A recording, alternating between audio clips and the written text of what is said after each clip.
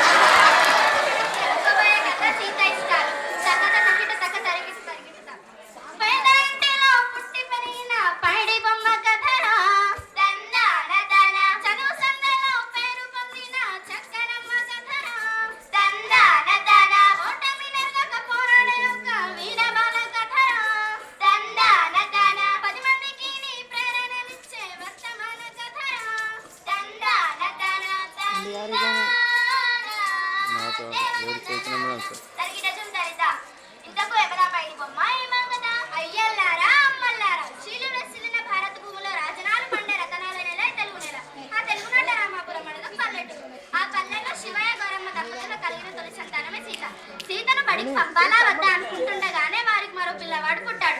సంతానాన్ని కొంత ఆపేద్దామా వద్దా అని వాళ్ళు మొదలు పడుతుండగానే వారికి మరో కూతురు పుట్టింది. ఆలస్యం అమృత విషయం అంటే ఇదేనేమో. నువ్వు నోరు మూస్తావా ముయ్యవా? నోరు మూసుకునే కాలం పోయిందక్క.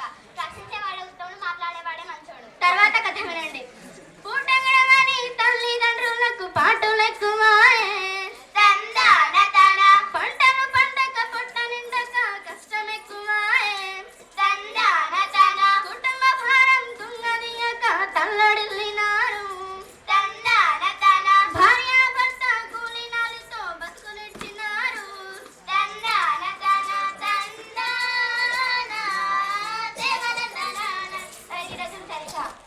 ఇంతకు సీత బతికిపోయిందా లేదా? లేదు చెల్లెలా. అమ్మా నాయన పనికి పోతే తమ్ముడిని చెల్లెల్ని ఆడించడానికి ఆమె అంకితమైపోయింది. పిల్లల బడిలో పెద్దల పనిలో సంగతి వాళ్ళకి తెలియదా అక్క? 16 ఏళ్లలోపు పిల్లల్ని పనిలో పెట్టకని చట్టాన్ని గురించి వాళ్ళు ఎందుకు పట్టించుకోవట్లేదు? చట్టాలు అమలు చేయడం యువకరి బాధ్యత అనుకున్నంత కాలం పరిస్థితుల్లో మార్పు రాదురా తమ్ముడు. ఇంతకు ఆ చిన్నారి సీతమ్మ ఏమేం పనులు చేసేదక్క?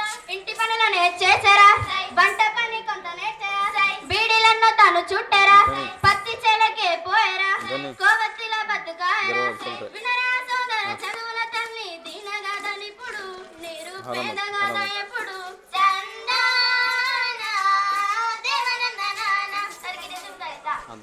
తర్వాత ఏం జరిగిందక్క? ఇంకేం జరుగుతుంది? 4 రాళ్ళు సంపాదించి 6 రాళ్ళతోటి ఆ పిల్లని ఎత్తున నీళ్లు పోసి పెళ్లి చేసి ఉంటారు. నిజంగా అదే జరిగితే మన కథకు అర్థం లేదా తమ్ముడు? ఆ ఊరికి శ్రావణి అనే కొత్త టీచర్ వచ్చింది. నీ పిచ్చి కానీ టీచర్లు చదువు చెప్తారు కానీ ఇవన్నీ పట్టించుకుంటారా? ఒకవేళ పట్టించుకున్నా వినే వాళ్ళు ఉంటారా? విన్నా మార్పు సాధ్యమవుతుందా? తప్పకుండా సాధ్యమవుతుంది. మా బల్లో టీచర్లు పాఠాలతో పాటు మంచి మంచి కథలు సూక్తులు చెప్తూ ఉంటారు. ఆటలు ఆడిస్తారు, పాటలు పాడిస్తారు. బడి పిల్లలు తమ సొంత బిడ్డలాగా చూసుకుంటారు. అవును తమ్ముడు, శ్రావణి కూడా అటువంటి టీచరే. ఆమె ఆ ఊరికి రాగానే ముందుగా చేసిన పని బడిడున్న పిల్లలు ఎవరెవరు వస్తారో రారో తెలుసుకోవడం. అలా తెలుసుకొని ఒక్కొక్కరింటికి వెళ్తూ శివయ్య వాళ్ళ ఇంటికి కూడా వెళ్ళింది.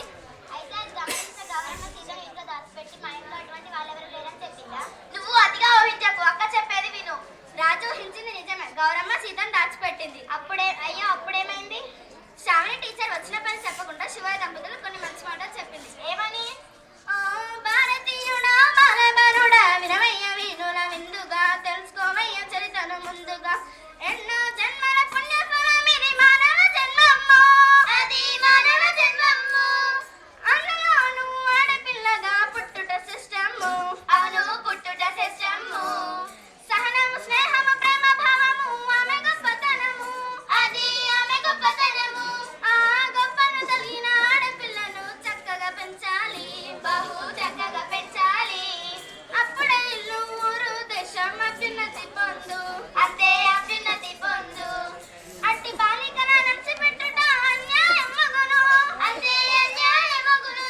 ఓ భారతీయుడా బాలబరుడా వినవయ్య వీనుల విందుగా తెలుసుకోవయ్య చరితను ముందుగా. ఆడవాళ్ళు కూడా గొప్పవాళ్ళు, వాళ్ళని అడిచిపెట్టడం మహాపాపం అంటున్నావు, బాగానే ఉంది. కానీ అటువంటి నలుగురు గొప్ప వాళ్ళ పేర్లు చెప్పక్క. సరే వినండి మరి. ఆ శ్రావణి టీచర్ కూడా కొందరు ఆదర్శ మహిళల గురించి ఇట్లా చెప్పింది. ఎలా? రుద్రమదేవి చూడరా సై, శత్రువులను చెండాడరా సై, సరోజిని నాయుండురా సై, స్వరాజ్య సమరం చేసరా సై, సంగ్యం లక్ష్మీ బాయిరా సై, బాణలను బాగుపరచరా సై, అచ్చమంబలు చూడరా సై, మహిళల మార్గం దిద్దరా సై, కల్పన చావ్లా చూడరా సై, అంతరిక్షమునకు ఎగిరరా సై, సునీత విలియమ్స్ చూడరా సై, పరిశోధనలో చేసరా సై. చదిక్కుతో అన్ని రంగంలోనూ మహిళలే ఆదర్శంగా నిలిచారు. బలానంటి బలి తమ్ముడా సై, మేలు బలాను ఇందనానా దేవనందనానా తరిగిన చుంటరిత. అక్క ఆ తర్వాత ఏం జరిగిందో నేను చెప్తా. ఆ మాటలన్నీ లోపల నుంచి వింటున్న సీత బయటకు వచ్చి తాను చదువుకుంటానని చెప్పింది. అవును చెల్లమ్మ, అంతేకాదు టీచర్ మాటతో ప్రభావితులైన శివయ్య దంపతులు కూడా బిడ్డను చదివించడమే మంచిదన్న సంగతి అర్థం చేసుకుని సీతను శ్రావణి టీచర్ అంటే పంపించారు. అంతేలేండి, అందరు మా చిన్నక్కలా ఉంటారా? అంటే నువ్వు రాజు కంటే గొప్పదాని అక్క. ఈ కథ కానీ నీ సంగతి చెప్తా. సరే మీరు తర్వాత కొట్టుకోవచ్చు కానీ ముందు కథ వినండి. సీత ఎట్లా చదువుకున్నదయ్యా అంటే అక్షరమాల నేర్చరా సై, తెలుగు చక్కగా చదివరా సై, ఎక్కాలన్నీ నేర్చరా సై, లెక్కలు చక్కగా చేసరా సై, పరిసరాలు విజ్ఞానము సై, పక్కాగా గ్రహించరా సై. సరిక్కుతో ఏది చదివినా ఏది రాసినా ఎదురు లేదు తనకు, అందరిలో నువ్వు అందరికన్నా ముందు నిలిచెత్తుదకు. ఆమె తెలివితేటలు గమనించిన పాఠశాల ప్రధానోపాధ్యాయులు కూడా ముగ్ధులై ఏడాది గడవకుండానే 5వ తరగతిలో చేర్పించారు. చూడు, చదివితే అట్లా చదవాలి. నువ్వేం నన్ను వెక్కిరించిన అవసరం లేదు. నేను కూడా 1వ తరగతిలో ఉన్నప్పుడు పెద్ద పెద్ద లెటర్స్ చదివాను తెలుసా? నువ్వు అంత లేదు. ఏం చదివావో చెప్పు. లెటర్స్, పెద్ద లెటర్స్. అవేవో 1, 2 చెప్పు. 1, 2 కాదు, 20 చదివాను. చెప్పలేనా? చెప్పమంటావా? అయితే విను. ABCD. ఆ లెటర్స్ రాయించినట్లు విను. తర్వాత చెప్పక్క. తర్వాత సీతకు ఎదురు లేకుండా పోయింది. 7వ తరగతి కూడా పూర్తి చేసింది. సరిగ్గా అదే సమయంలో శ్రావణి టీచర్ ప్రమోషన్ మీద బదిలీ వేరే ఊరికి వెళ్ళిపోయింది. అయ్యో, అప్పుడు సీత చదువు ఆగిపోయిందా అక్క? లేదులే రాజు. శ్రావణి టీచర్ సీత మనసులో చదువు బీజాలు బలంగా నాటింది. శ్రావణి టీచర్ బదిలీ అయినా ఉన్న ఊళ్ళో పై చదువులకు అవకాశాలు లేకపోయినా పట్నం పోయి స్కూల్ చదువు, కాలేజీలో ఇంటర్ పూర్తి చేసి డిగ్రీలో సీట్ సంపాదించింది. ఎందుకక్క ఇంజనీరింగ్ లో సీట్ దొరకలేదా? ఏదో చదువుకొని డబ్బులు సంపాదించి తను మాత్రం హాయిగా ఉండాలనుకునే సీత తను బాగా చదువుకొని తనలాంటి పిల్లలను బాగుపరచాలనుకుంటూ నాయకురాలుగాను కలెక్టర్గాను ఈ సమాజానికి సేవ చేయాలని గట్టిగా నిర్ణయించుకుంది. డిగ్రీ పూర్తి చేసి పోటీ పరీక్షలలో విజయం సాధించి మండల అభివృద్ధి అధికారిగా ఎంపికైంది. ఓహో, చాలా మంచి కథ చెప్పావక్క. ఓహో, చాలా బాగుంది. తర్వాత కథ చెప్పక్క. తర్వాత ఏముందిరా తమ్ముడు, పిల్లల చదువు కోసం, స్త్రీల మేలు కోసం కృషి చేస్తుంది ఇప్పుడు మన సీతక్క. అవునక్క, సీత ఇష్టాలు అన్నావు కదా, అవేవో చెప్పవా? మరి నా ఇష్టాలు అవి మన కథ అయిన తర్వాత తీరుబడిగా చెప్పుకుందాం కానీ ముందు సీత ఇష్టాలు. సరే నువ్వు ఉంటావు కదా, వింటావు కదా, నువ్వు ముందు అక్క చెప్పేది విను. ఆడపిల్లలను చిన్న చూపుతో చూడరాదు బాయి, అరే చూడరాదు బాయి, అన్నిటిలోనూ అవకాశాలను కల్పించాలాయి,